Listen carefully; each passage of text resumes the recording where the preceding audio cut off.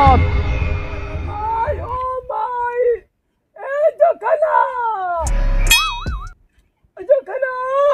साला जौन कहता है तौन समझ में नहीं आता समझाओ साला। पहले जमाने का लड़की पहनत रही सब ढीला ढीला वाह अब भीतर के रहत रहे काना काना। आ आजकल के लड़की पहनताड़ी सब काना काना आ भीतर के रहता ढीला ढीला। यस साला का कहता समझ में नहीं सारा बुरलोले हवे का रे इतना समझे नहीं समझ में नहीं खेबो। वो फैशन की बात करते हो हां और ये साला समझ में नहीं। अरे बाबा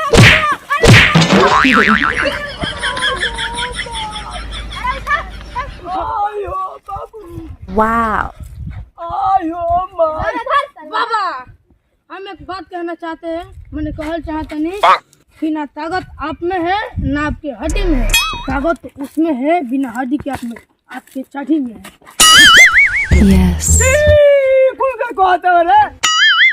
तू फैशन वाला बात का अब से कौन सा? वाह अब से कौन? देखो कि ताकत ना आप में है ना आपकी हड्डी में है। पूरा बस कर बुझा गोल हमर लइका के देखला सा नजरिया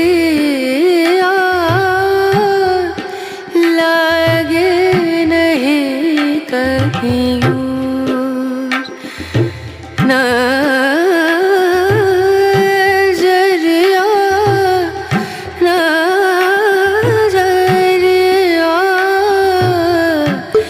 लागे। वाह हाँ बोला बोला हमार जिंदगी के खराब करो वाला करेजा जी। पहले जैसा रहनी बेरोजगार उनवा रखो बानी शूटिंग पे। अरे झोड़ी पावत एकदम सिम रे। अरे हटाओ तो हमार भैंस बिया लिया तो तोरा फेनुस किया नहीं तोर माल बिया लिया तो खियैले। चला जा बात आराम से गदारी कर दे। आयो साला हमार भैंस बिया लिया कि हमार माल ये माल ना कहा ये भैंसिया। यस चल हो जा बैठ जा आराम से।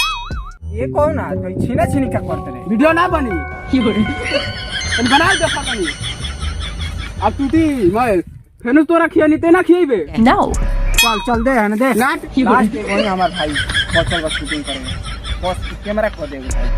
और एक शर्त पर कैमरा करम भाई हां कि ते भैंस के फेनुस खिएबे तो तोर पूरा मदद करम वीडियो बनावे में तोरा चमका के रख दे। देखो तारा जो संग छोड़ू तो फीलिंग में आ जाए। नो कैमरा मैन एकदम रेडी बनो। हाँ रेडी बा। तुम्हारे शहर का मौसम बड़ा सुहाना लगे उन्हें उस जगह छुपा दूं जहाँ हवा ना लगे। वाह उस जगह जख्म दूं जहाँ पर दवा ना लगे।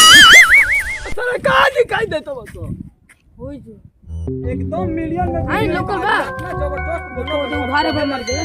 अरे बाबा पूनिया क्या कर ले बारे? वाह को बोल तो बस वो कौन लो अरे बाबा ये हमार सुना तो वाह बाबा हो बता लो यस